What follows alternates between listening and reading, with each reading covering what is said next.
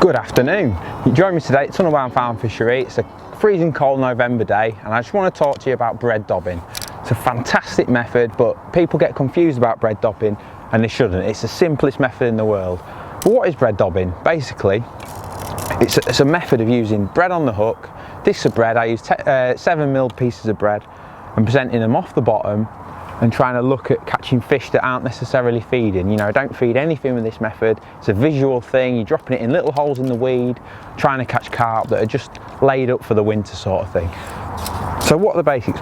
All you need is a slice of any bread. I personally use Warburton's toasted loaf. It swells up nice and thick. I've got pretty standard pole rig really. I've got a 4x10 Malman Speedy, which has got a wire stem, nice visible tip, which I think is important. You know, you want to be able to see it in the difficult winter light. I've got 2 foot of line above the float. It's quite important. I like to keep my pole tip away from the float. You know, it's a stealth method this. I'm trying to sneak in and out, sneak around, keep my, you know, don't want to spook the fish. So a long line helps that. I've got 2 back shot just to stabilise the rig. Below that I've got a spread out number 11s, so they'll get a nice slow fall of that bread hook bait. I've got a size 16 midi 6.313 hook, and to that I'm going to put on a 7mm piece of bread. Now I've plumbed up, found myself what feels like a group of fish. Now I've found them by dragging my plummet around and I've bounced into a few fish.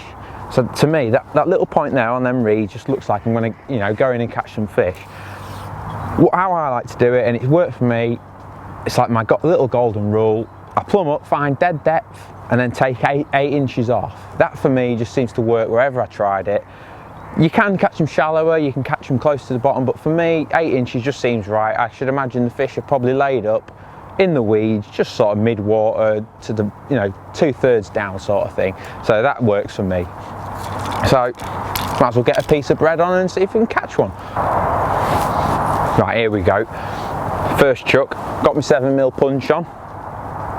Just make sure it sinks. It doesn't want to sink like a stone. Just squeeze it so it just flutters through the water, and then along with that strung out shotting pattern, it'll be absolutely perfect. So we're just going to buzz out to that little reed bed. I've seen the odd fish knocking the reed, so there's definitely some at home. I've caught some fish on pellets on, you know, down the middle and stuff. But I thought I'd just give the bread a try and do this little video because it's a question I get asked an awful lot, and I've caught a lot of big weights on bread over the last sort of 12 months. Definitely a method you've got to know. There we go, look, straight away. Trying to do me in the reeds, a little bugger. But yeah, it's a method I've had some big weights on, 80-90 pound in the winter, which is fantastic fishing. It's what I call a non-destructive approach. You know, I've not fed anything. I've just gone in, found out where there's a few fish about. There you go, they got that 8 Jura hollow. Lovely and soft. Oh yes, look at that, lovely F1.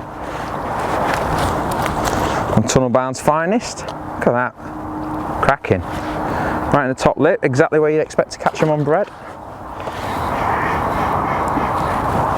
Right, I've just had that nice F1. So I'm just going to put another piece on. Let's see if I can get one more out of this little hole. The bread just slowly sinking there nicely.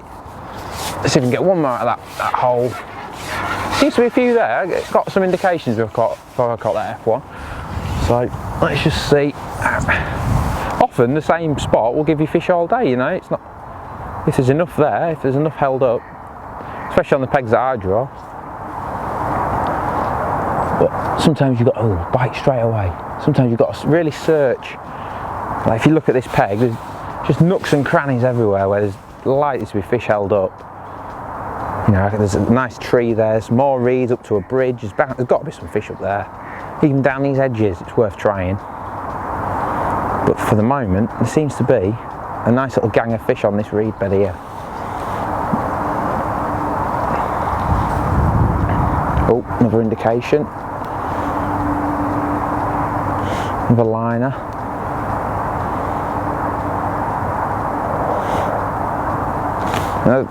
For me, bread dobbing's a method for November to sort of March time. When the water goes clear and cool and the fish don't really want to feed, this is fantastic. You know, you can really catch some great weights. See, I've just left that. I've had some indications. I'm getting liners now, just little knocks, but I don't want to strike. I'm just gonna, oh, there we go. Proper, just flew under then. And it feels like a good fish. There's F1 on the bread. It's a fantastic method. People knock it, but I don't see why. Another little F1 there, look. The camera shy, look, right in the top lip again. Beautiful. And that's bread dobbing.